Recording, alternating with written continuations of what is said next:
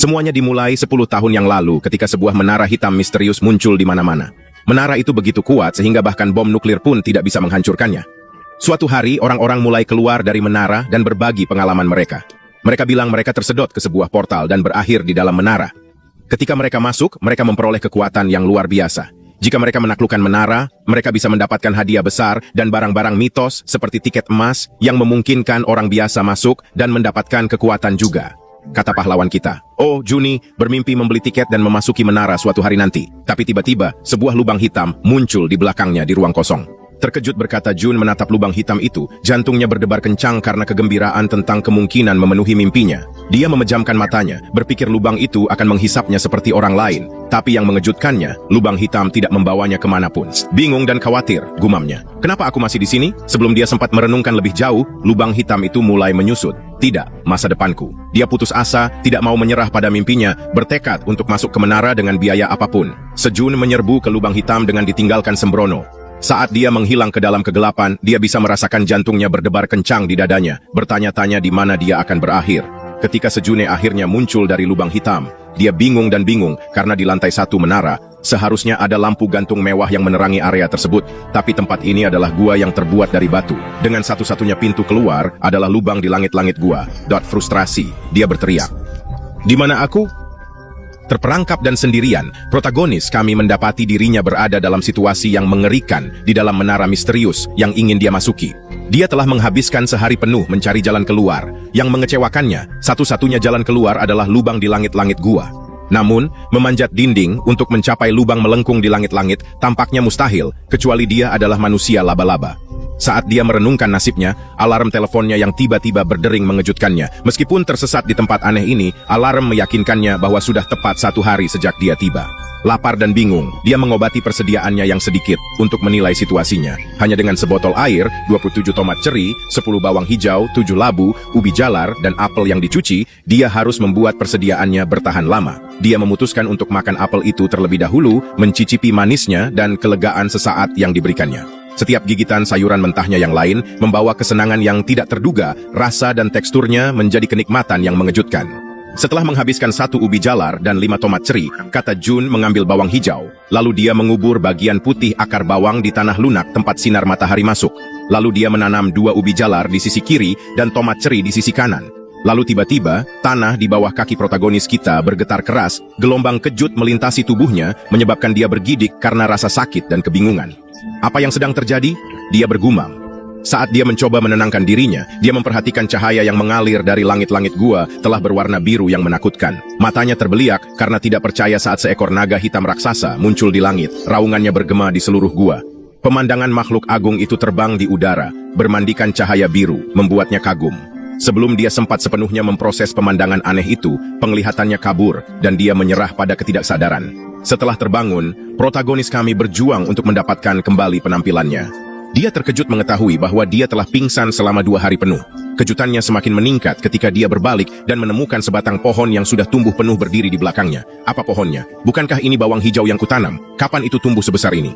Adalah bawang hijau yang bisa tumbuh sebesar ini dalam waktu 2 hari, pikirnya. Dia mau tidak mau bertanya-tanya, apakah kekuatan misterius di dalam menara tidak hanya mempengaruhi bawang hijau, tetapi juga tanaman lain yang dia tanam. Yang mengagumkannya, dia menemukan bahwa 52 tunas tomat ceri juga telah muncul. Bertekad untuk memanfaatkan sumber daya barunya, dia mulai memanen bawang hijau yang sangat besar. Tugas itu lebih menantang dari yang dia perkirakan, namun akhirnya dia berhasil mengumpulkan panen. Penasaran dengan rasa tanaman luar biasa ini, dia menggigitnya dengan hati-hati. Yang mengejutkannya, itu sangat pedas, sehingga matanya menjadi berair dan wajahnya menjadi merah.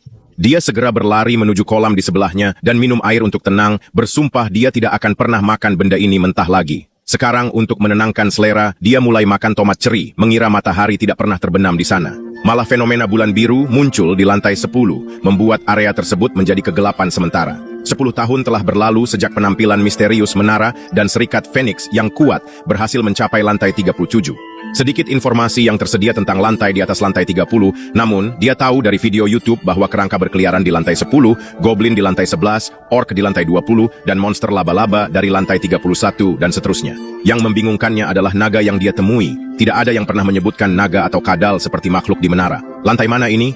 Dia bertanya-tanya sambil berbaring. Dia bertanya-tanya apakah dia berada di lantai setinggi itu sehingga belum ada yang mencapainya. Saat itu, tetesan air jatuh ke wajahnya dan dia segera bangkit. Apakah hujan di menara? Dia pernah mendengar bahwa cuacanya hampir selalu menyenangkan dan saat dia mendongak, langit cerah. Namun, dia melihat sesuatu bergerak sangat cepat dan menjadi takut, berpikir itu mungkin monster. Tapi makhluk yang dia lihat mendekatinya, memperlihatkan dirinya sebagai kelinci lucu yang mengalir air liur di atas tanamannya. Dia terkejut dan bertanya-tanya apakah kelinci itu juga monster. Kelinci itu melompat dari langit-langit dan dia bergegas untuk menangkapnya. Tetapi kelinci itu menggunakan kepalanya sebagai batu loncatan dan mendarat dengan selamat di tanah. Itu melompat ke tanaman bawang hijau, dan Sejun menyadari bahwa kelinci ini adalah sesuatu yang luar biasa. Kelinci itu menunjuk ke tanaman bawang hijau, dan Sejun bertanya apakah ia ingin memakannya. Kelinci itu menjawab, dan dia mengerti bahwa kelinci itu ingin makan. Dia memotong sepotong daun bawang hijau, dan menyerahkannya kepada kelinci itu, yang menerimanya dengan penuh semangat. Saat kelinci itu memakan daunnya, dia mengatakan bahwa ia bisa memiliki lebih banyak jika mau.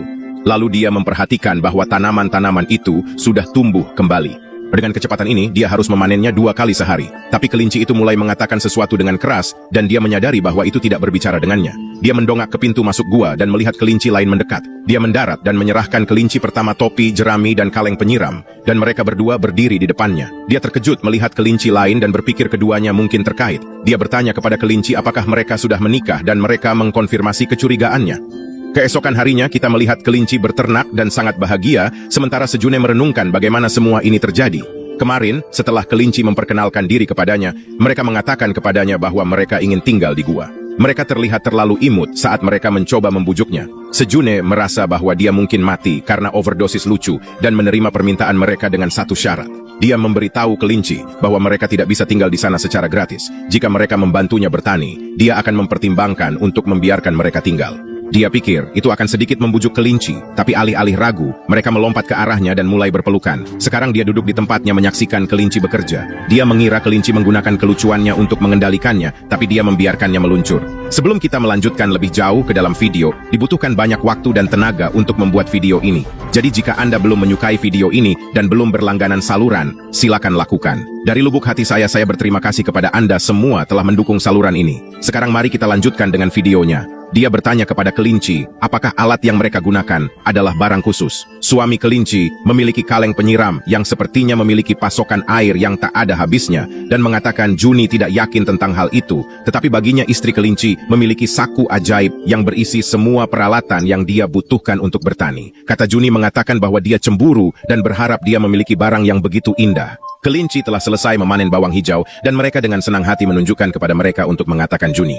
Kata Jun menyuruh mereka untuk mengeringkan bawang hijau dan mulai memeriksa tanaman lain, tapi kelinci memandang Seis Jun dengan mata yang bersemangat dan tidak sabar. Mereka menanyakan pertanyaan padanya dan mengatakan Juni mengerti apa yang mereka inginkan. Dia memberitahu mereka bahwa mereka lulus ujiannya, dan sekarang mereka bisa tinggal di gua. Kelinci melompat kegembiraan mendengar kabar baik dan mulai membicarakan sesuatu. Mereka bergegas ke sudut gua dan berkata, Juni bertanya-tanya apa yang mereka lakukan sekarang. Sang istri memberi suaminya sekop dan dia mulai menggali. Dalam waktu singkat, dia menciptakan rumah untuk dirinya dan istrinya. Sang istri meletakkan karangan bunga di pintu rumah baru mereka dan menyambut suaminya masuk. Tetapi dia kelelahan karena menggali dan membangun rumah dan hampir tidak bisa berdiri. Kata Jun mendekati mereka dan mengatakan bahwa suami kelinci itu bagus untuk membuat rumah begitu cepat. Kelinci suami mengacungkan jempol padanya, tetapi kemudian dia merasakan tangan istrinya di bahunya. Dia tersipu dan menunjuk ke pintu dengan manis, dan suaminya ketakutan. Dia takut tetapi istrinya menyeretnya untuk melakukan hubungan seks yang manis. Mengatakan Jun mendengar suara yang datang dari rumah mereka dan berharap yang terbaik kepada suami, tetapi dia menangis di dalam karena dia cemburu padanya karena memiliki istri. Bahwa kecemburuan itu tidak bertahan lama dan mengatakan Jen berjalan kembali ke tempatnya. Dia mengatakan bahwa membosankan sendirian di gua dan sekarang berkat kelinci, dia punya seseorang untuk membantunya dan sesuatu yang lucu untuk dicari. Lalu dia berbaring di tempat tidur yang terbuat dari daun bawang untuk beristirahat dengan nyaman. Tapi setelah beberapa saat dia merasakan sesuatu terbakar. Tiba-tiba punggungnya mulai terbakar. Dia melompat ke posisi berdiri dan berguling ke tanah, merasakan punggungnya terbakar. Dia bertanya-tanya apa yang baru saja terjadi saat dia bangun dan dia melihat alasan di baliknya. Botol air plastik yang diisi air bertindak sebagai lensa dan terbakar. Daun bawang kering. Kata Jun memiliki pengetahuan dari pertunjukan survival yang terkenal, belajar bahwa menggosok 2 daun kering bersama-sama dapat menghasilkan api. Dia telah mencoba selama berjam-jam tanpa keberhasilan, frustrasi dan kekecewaannya meningkat. Namun tepat saat dia hampir menyerah, percikan kecil menarik perhatiannya dan sensasi kegembiraan melonjak di dalamnya. Penasaran tentang, katakanlah, aktivitas bulan Juni, kelinci itu keluar dari kediaman mereka untuk menyelidiki. Dia meminta bantuan mereka dalam mengipasi bara dengan meniup tumpukan daun kering, sementara dia menggunakan botol sebagai lensa. Bersatu dalam upaya mereka, ketiganya bertahan, dan akhirnya dedaunan menyala. Dengan kemenangan, Sejune menikmati kemampuannya yang baru untuk membuat api. Melirik tanaman bawang merah, dia memilih untuk memasaknya di atas api terbuka. Dia memanggang satu batang, mengupas bagian luarnya yang hangus, dan menggigit tentatif. Yang mengejutkannya, daun bawang yang dimasak itu sangat lezat, sehingga dia tidak berseru dengan gembira.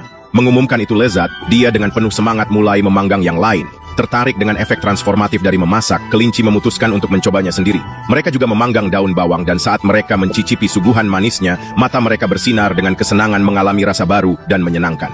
Sajun sangat senang karena untuk pertama kalinya dia makan perut kenyang dalam beberapa hari terakhir. Setelah menemukan api, dengan bantuan kelinci, Sajan membuat obor dari daun bawang hijau dan meletakkannya di sekitar gua. Hal ini membantunya berkeliaran di sekitar gua dengan mudah, terutama di daerah gelap seperti kolam. Dia berada di dekat kolam dengan obor di tangannya ketika dia melihat sesuatu bergerak di dalam air. Seekor ikan melompat keluar dari air dan Sajan sangat terkejut sehingga dia hampir tidak menghindari mulutnya yang terbuka. Ikan itu telah melompat dengan terlalu banyak kekuatan dan mendapati dirinya berada di darat, tidak dapat kembali ke air. Ini adalah pertama kalinya Sajon melihat ikan di dalam gua. Dia bertanya-tanya apakah ikan itu tertarik pada cahaya obor dan intuisinya terbukti benar. Dan seperti itu, Sajon menemukan ikan di gua. Dia membunuh ikan itu dan memanggangnya di atas api. Meskipun dia tidak punya bumbu, ikannya sangat enak dan Sajon menemukan kelinci itu ngiler saat dia memakan ikan itu dan meminta bagiannya. Dia terkejut karena dia tidak menyangka kelinci menjadi pemakan daging, tetapi karena pada dasarnya mereka adalah monster, dia pikir itu wajar. Beberapa hari kemudian, bulan biru muncul lagi dan berkata, Juni menyadari bahwa di lantai ini, fenomena bulan biru terjadi setiap 30 hari. Dia mengandalkan laptop dan powerbank untuk mengisi daya ponselnya dan melacak tanggal, namun akhirnya mereka juga mencapai batasnya. Tidak dapat menggunakan ponselnya lagi. Katakanlah, Juni mulai menandai hari-hari di dinding gua dengan batu. Jadi sudah 61 hari, katanya. Beberapa hari yang lalu, sesuatu yang menakjubkan terjadi. Sejune melihat seekor kelinci jantan yang lelah membuka pintu rumahnya dan tanpa membuang momen sekelompok bayi kelinci keluar. Mereka adalah anak-anak dari pasangan kelinci yang baru lahir, dan mereka menjadi menyukai Sejune yang telah menjadi paman mereka. Mereka berlari langsung ke Sejune dan melompat ke arahnya, menyebabkan dia jatuh ke tanah. Mereka sangat lucu, dan Sejune tidak bisa merasa lucu bahkan saat mereka menggigit wajahnya. Dia tertawa dan menikmati teman mereka. Sejane melihat kelinci suami yang kurang tidur, dan berkata bahwa membesarkan bayi pasti sulit. Tetapi untuk saat ini, dia akan merawat bayi untuk sementara waktu, dan pasangan itu harus bersantai dan sarapan. Tanaman tomat ceri sudah mulai berbunga, dan Sajon membawa bayi kelinci bersamanya untuk memeriksanya. Bayi-bayi itu bermain-main di peternakan saat Sajon memeriksa tanamannya. Bunganya telah mekar dan meskipun itu adalah bunga tomat, Sajon sekarang mengira dia punya kebun bunga untuk berbuah. Penyerbukan diperlukan dan dia harus melakukannya secara manual. Sajon menggunakan tongkat kecil untuk menyerbuki bunga secara artifisial, tetapi semua bungaan itu membungkuk dan bekerja merugikan punggungnya. Seekor bayi kelinci memasukkan wajahnya ke dalam bunga dan menampilkan serbuk sari di wajahnya. Itu bersin dan Sajon mulai tertawa. Tapi kemudian Sajon memperhatikan sesuatu. Tanaman tomat mulai berbuah. Setelah begitu lama, kerja kerasnya mulai menunjukkan beberapa hasil. Sajon merayakan buah pertama tanaman tomat cerinya dan menari dengan bayi kelinci. Sehari sebelum bulan biru, Sajon membuat persiapan untuk bertahan. Dia memadamkan api dan menyimpan sejumlah kecil daun yang terbakar di bawah batu besar. Dia mengenakan pakaian sementara yang terbuat dari daun bawang, berpikir itu sudah cukup untuk tetap hangat dan tersembunyi. Kelinci juga kembali ke rumah mereka saat waktu bulan biru semakin dekat. Sesuatu yang menakutkan selalu terjadi setiap kali bulan biru terjadi, tapi Sajan yakin mereka akan bertahan seperti yang sebelumnya. Dia pikir itu akan menjadi sepotong kue dan bersembunyi. Bulan biru dimulai, dan monster mulai menjerit di seluruh hutan. Sajun tidak takut, tapi dia lelah dan berharap bulan biru akan segera berakhir. Untuk mempersiapkan situasi yang tidak mungkin, dia sudah menyembunyikan benda-benda dengan bau yang kuat dan sekarang bersembunyi di sudut. Namun, karena sulit untuk mengetahui berapa lama waktu telah berlalu, dia semakin bosan menunggu. Tangisan monster itu juga tidak membantu. Mereka jauh, tapi mereka masih bisa membuatnya menggigil. Saat Sejun berharap bulan biru ini juga akan berlalu tanpa terjadi, dia mendengar deru keras. Itu berbeda dan lebih intens daripada suara monster lain, hampir seolah-olah dekat dengannya. Memang, seekor monster besar sedang berjalan menuju gua, meremukan pohon-pohon yang tumbuh penuh di bawah kakinya. Itu mendekati pintu masuk gua, yang terlalu kecil dibandingkan dengan sisinya. Monster itu menatap lubang dan ke dalam. Sajun ternganga ke arahnya. Dia takut pada beruang raksasa seperti monster di depannya, tapi untungnya monster itu belum memperhatikannya. Sajun berpikir dia harus bersembunyi di tempat yang lebih baik sebelum monster itu melihatnya. Dia gemetar saat dia mengambil tasnya dan mulai bergerak pelan dan perlahan. Namun, membawa tas itu ternyata merupakan kesalahan. Saat dia mengambil barang-barangnya, barang-barang di dalam tas jatuh sehingga menimbulkan suara keras karena botol air. Perhatian monster tertarik dengan suara itu. Kata Jun menatap ngeri, pertama menatap barang-barangnya dan kemudian menatap binatang yang sekarang mencoba mengintip ke dalam gua. Kata Jun berteriak ketakutan, dan beruang itu meraung sebagai tanggapan. Beberapa saat kemudian, Juni ditemukan tidak sadar dengan kelinci yang mencoba membangunkannya. Ayah mereka menampar kata Juni dan dia bangun. Masih takut dengan apa yang dia lihat sebelum pingsan, dia bertanya kepada kelinci itu tentang bulan biru.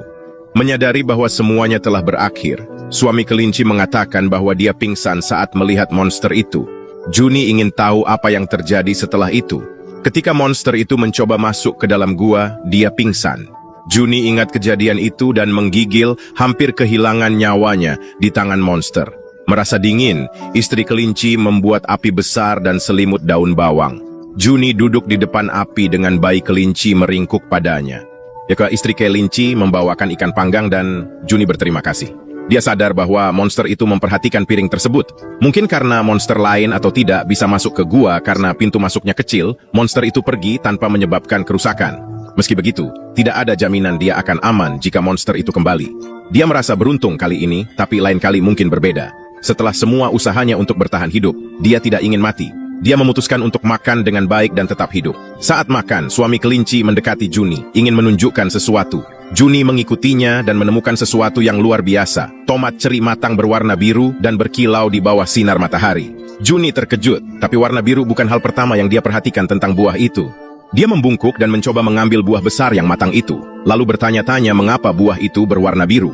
Saat dia memikirkan hal ini, sebuah jendela muncul di depan Juni, memberitahunya bahwa dia telah menyelesaikan pencarian untuk memanen buah yang mengandung energi biru. Juni terkejut. Tidak percaya bahwa benda di depannya adalah jendela pesan yang sebenarnya. Pesan di jendela berubah, sekarang manajer menara tertarik padanya karena pencapaiannya. Dia telah mengawasi Juni, tapi tidak bahagia.